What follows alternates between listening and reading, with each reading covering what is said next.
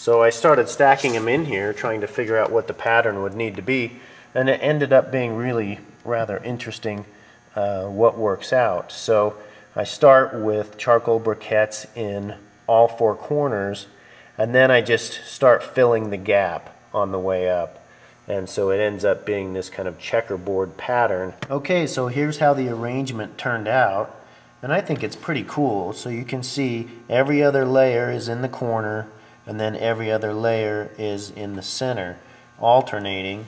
And it just makes a really cool kind of Swedish fire torch setup, but with charcoal. So this might be really interesting. Oh no, that worked. Yeah, and you can see the wind already coming up from the flame of that first fire starter, how it's affecting the second fire starter. And I'm going to go ahead and put them both in there, and I'll move this outside and we'll see how it goes.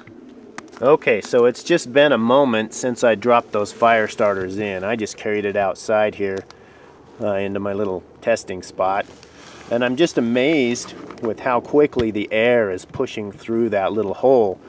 And I was a little concerned when I dropped that fire starter in that it would be large enough that it would actually plug up that center hole, and that would be a problem.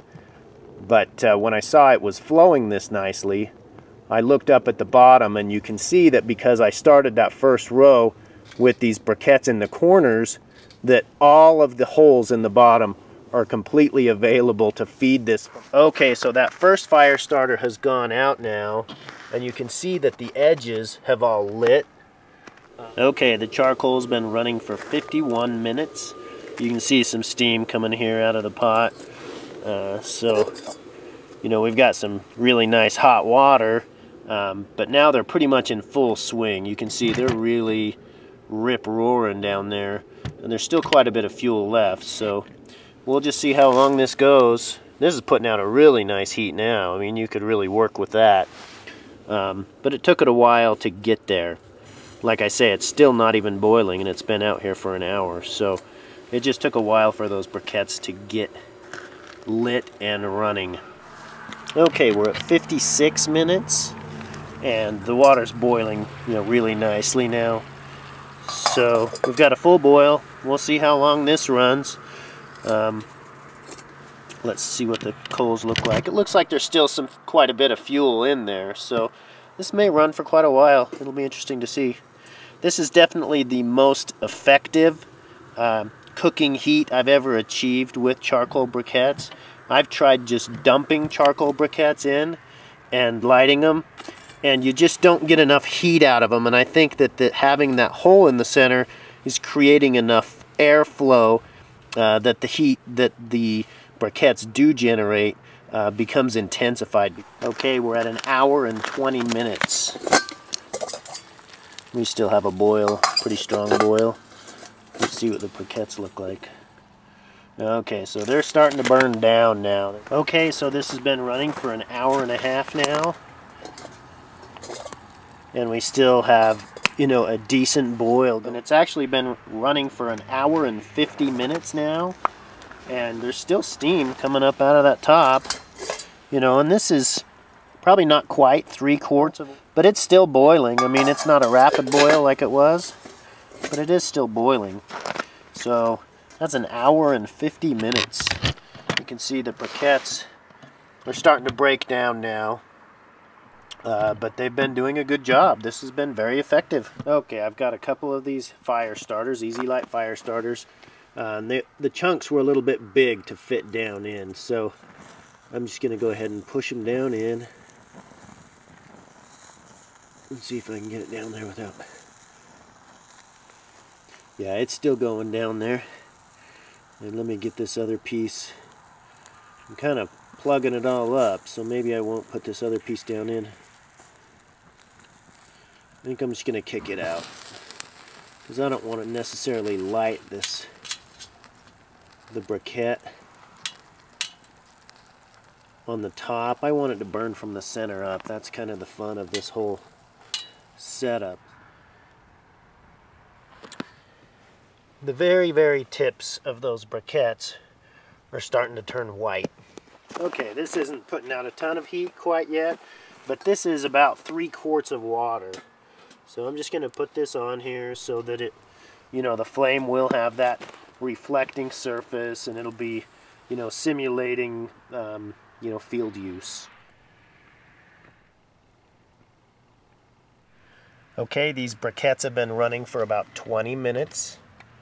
The water hasn't started boiling yet. You have to remember it's 3 quarts of water, so it's going to take a little while.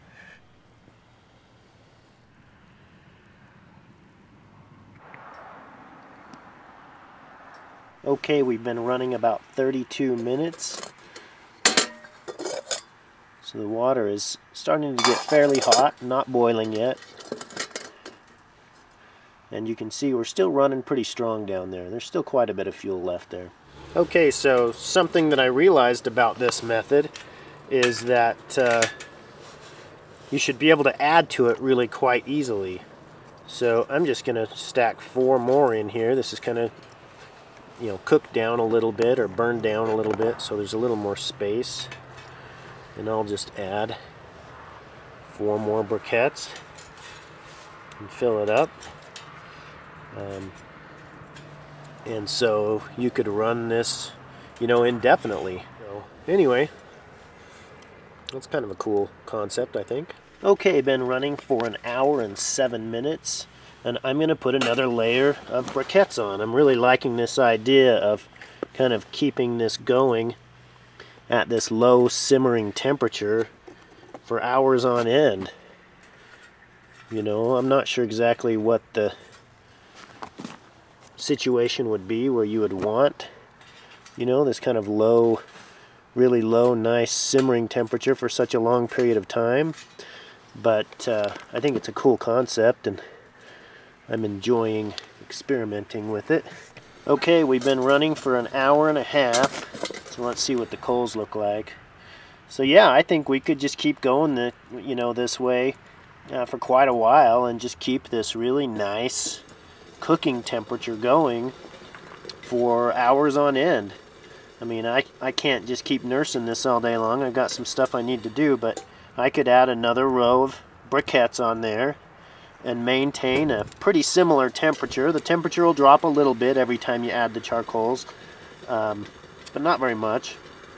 And you could, maintain a really nice, consistent, not real high temperature, but a nice, consistent cooking temperature for a very long period of time. So I think this is a pretty cool little discovery, and maybe I'll find a meal that this is perfect for. Thank you everyone for watching. Remember, fireboxstove.com, Facebook, YouTube, check us out. Please subscribe. Really appreciate all of you. Take care. Bye-bye.